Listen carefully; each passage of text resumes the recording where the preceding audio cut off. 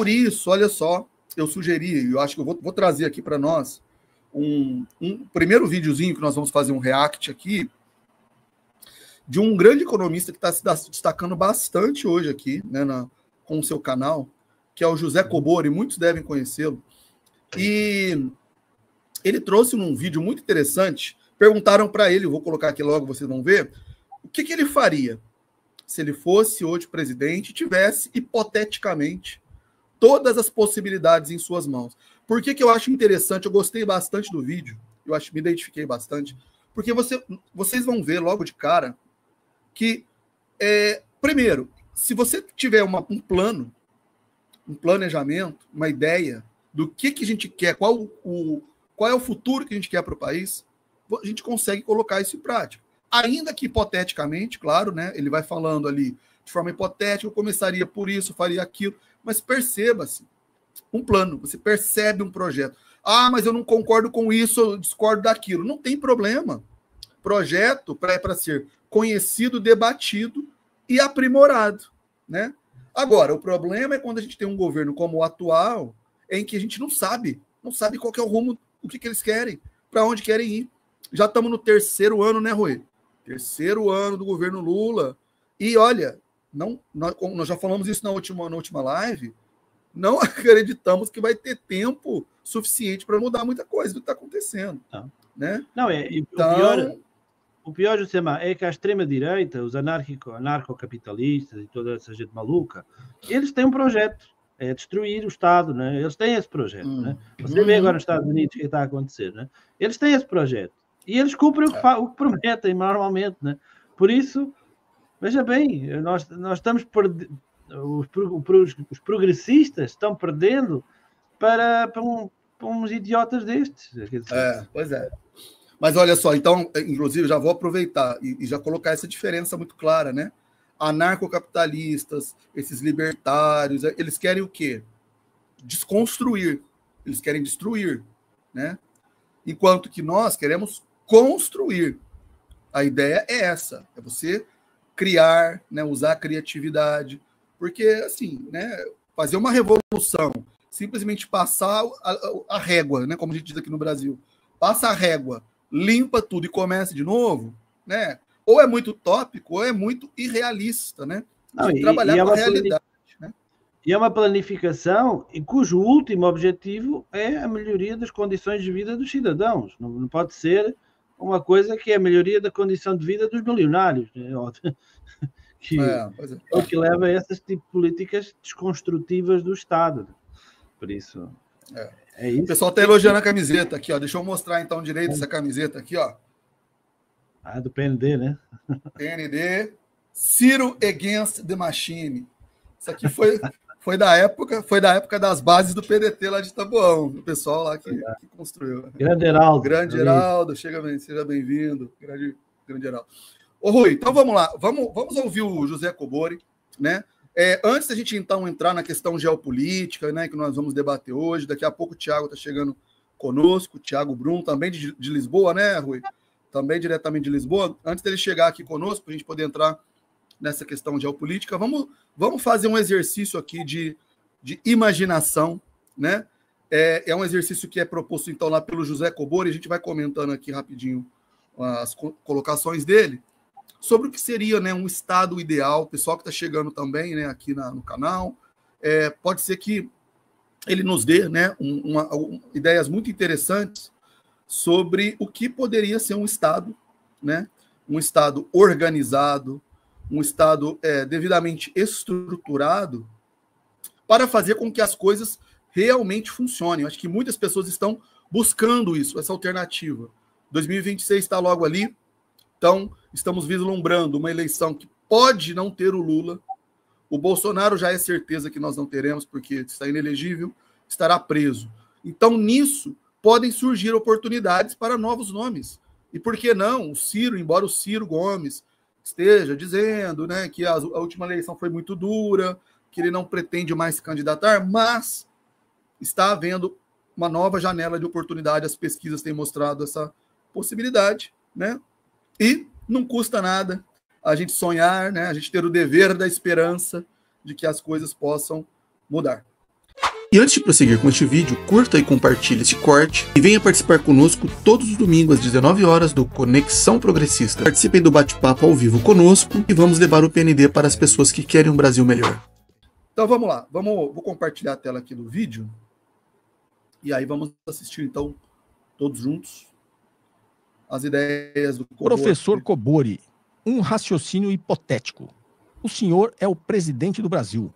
Tem o Congresso Nacional totalmente favorável, massivo apoio popular e tem que executar 5 medidas para melhorar o Brasil e a sua economia. Como se fosse em um mundo ideal. Liste as 5 medidas, por favor. Obrigado. Felipe de Leon. Felipe de Leon. O de Leon deve ser o seu nome, não deve ser de onde você é, né? Não está na França, eu acho. Então, você não colocou a localidade que você está. Felipe de Leon. É até difícil de responder, porque isso é um sonho, né? Isso não vai existir. Mas, hipoteticamente, como você falou, imagine que eu sou presidente do Brasil, o Congresso está todo favorável a mim e tem um massivo apoio popular, que eu faria as 5 medidas. Na verdade, isso é o cenário de um líder revolucionário, né? Então, você está dizendo assim, imagine que você acabou de tomar o poder e você é um líder revolucionário. E esse é o cenário, né? Toda a classe política, todo o Congresso Nacional ao seu favor e toda a população ao seu favor, então você não é basicamente um presidente, você é um líder revolucionário, né? Quais seriam as 5 medidas? Então, nesse cenário hipotético, ideal, um sonho, né, de fazer uma revolução sem ter pego em armas, né, e tomado o poder, que é o que você está imaginando, quais seriam as 5 medidas? Na verdade, seriam muito mais 5 medidas, mas se eu fosse resumir aqui, e partindo desse pressuposto que todas as medidas que eu implementasse, elas seriam aprovadas e levadas a cabo, primeiro, hipotético você está dizendo, porque apesar de ter todo esse apoio, eu ainda estou no mesmo sistema político. Então, eu estou imaginando que eu faria essa reforma, né? Faria toda essa revolução a partir do zero, desse momento. Então, nesse momento, eu estou, querendo ou não, no sistema político que ainda existe, né? Então, primeiro, antes de fazer todas as 5 medidas, eu, obviamente, me cercaria, né, dos melhores especialistas em cada assunto, os melhores estudiosos em cada assunto, e começaria, obviamente, por uma reforma política ampla e restrita, a reforma política e do próprio sistema eleitoral. Para quê?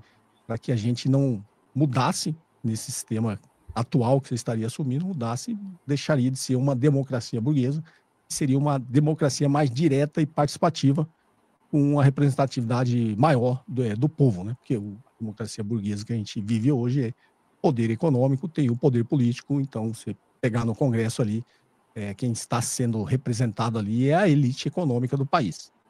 Infelizmente, a grande população não tem influência nenhuma sobre o Congresso Nacional, tirando, obviamente, raras exceções de políticos realmente que estão lá com a missão que a política nos é dada, né? Mas a grande maioria ali está defendendo interesses pessoais, interesses das elites dominantes, né? Então, a primeira coisa seria uma reforma política ampla e restrita, passando aí por uma reforma no sistema eleitoral para ter uma maior representatividade e ser mais participativa, né, por parte da população. A Constituição de 88 prevê isso, mas tem uma série de amarras, né, dessa participação mais popular direta, do referendo, ações de iniciativa popular.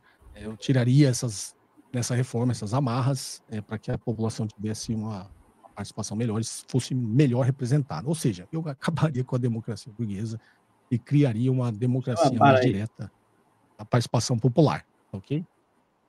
Novamente, todo mundo falando aqui, é uma revolução, né? Você consegue parar aí? Desculpa.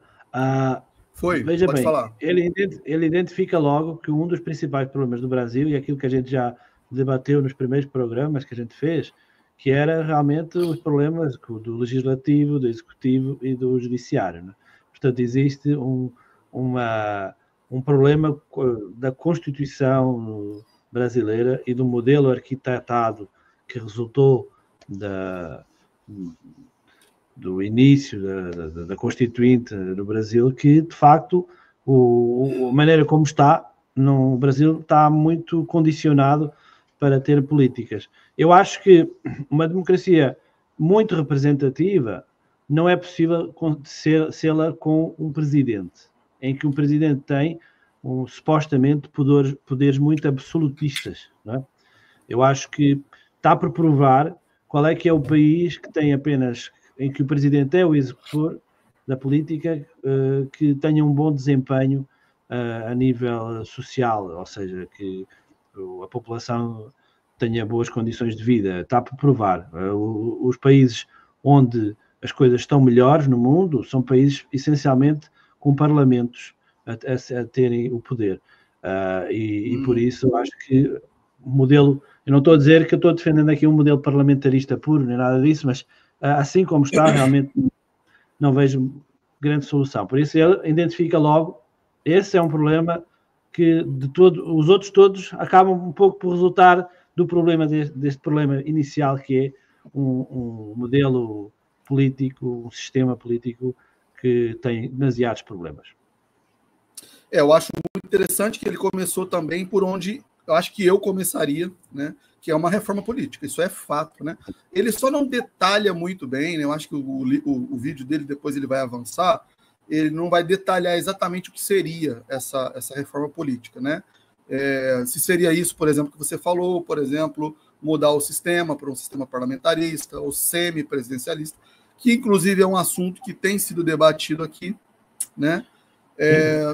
Você sabe qual é a minha opinião. Eu acho que o sistema semipresidencialista, embora não seja perfeito nem nada disso, nem tem que ser igual ao que a gente tem aqui em Portugal, mas que é muito melhor do que esse sistema que vocês têm por aí. Acho que se o Brasil tivesse eu tenho uma tendência também. Pior não estava. Não vou dizer que ia andar bem, mas pior não estava. Então, eu até acho que a gente tem falado muito aqui do Fred, né? Tem feito reações aos reacts, né? Aos vídeos do Fred. Ele recentemente fez um vídeo também sobre isso. Se o semipresidencialismo funcionaria ou não. Ele dá a opinião de que parece que não, pelo que eu entendo, me lembro assim, né? De que não é isso que faria a grande mudança, né? Mas assim, né? Ficar do jeito que está também, né? E basicamente pois é. E assim, se a gente for ver hoje um modelo que nós temos hoje, que é um presidencialismo que depende do Congresso, e ainda mais com essas emendas hoje, né? Basicamente já é um sistema, digamos, dependente do parlamento, né? Então, fosse o caso, talvez, de sistematizar melhor isso, mas... Enfim, não, mas acaba por ser uma incongruência, né? Porque na prática é o Parlamento que está decidindo e você tem um poder que devia ser o poder executivo que não executa, ou que executa muito pouco. Então, existe aqui um problema que quem está governando, às vezes dá a impressão até que quem governa é o judiciário. Não é? Pois isso é absurdo. Toda a gente quer governar, toda a gente tem poder executivo no Brasil e aí gera uma barafunda. Pois é. Isso é que não funciona. Agora, um ponto interessante que ele coloca aí, que aí sim, eu acho que ele está muito certo, que é você colocar nas mãos do povo, né? E, inclusive, fazer uso de referendos, de plebiscitos, uma coisa que o Ciro Gomes falou bastante durante a campanha dele também, porque sempre que perguntavam para ele, como que você vai lidar com esse Congresso, com esses, né, parlamentares, muitas das vezes são mesmo, tem essa visão, né, egoística e tudo, né? Corrupto, exatamente, isso que o Thiago está falando aqui também, né? É muito dinheiro na mão deles e tudo mais, sem controle. Agora as emendas parlamentares estão se pedindo transparência, aí já estão criando maior crise por conta disso, só porque você está exigindo o mínimo, que é transparência, meu amigo. Esse dinheiro que você colocou na sua mão, você vai aplicar onde? Vai fazer o quê? Nem devia existir. Quanto mais existe, ainda não há transparência. É absurdo. De certa maneira, sempre existiu, né? Mas assim, vamos fazer o mínimo, né? Vamos fazer o mínimo, que é falar, olha, você está aplicando esse dinheiro aonde? É um hospital que está se reformando? É uma escola que vai... Nem isso eles querem fazer. Aí é brincadeira, né? Aí é demais, né? E assim, só para concluir, né? Fazer com que as pessoas participem mais, porque o eleitor ele tem que também ter esse compromisso e essa responsabilidade. Eu elegi você, Rui, você é meu representante. Eu quero saber todo dia o que você está fazendo. E cobrar, e ter essa cobrança, né, ter essa proximidade. Então é mais ou menos isso aí, né? Agora, é óbvio, uma reforma política é essencial, não tem o que fazer.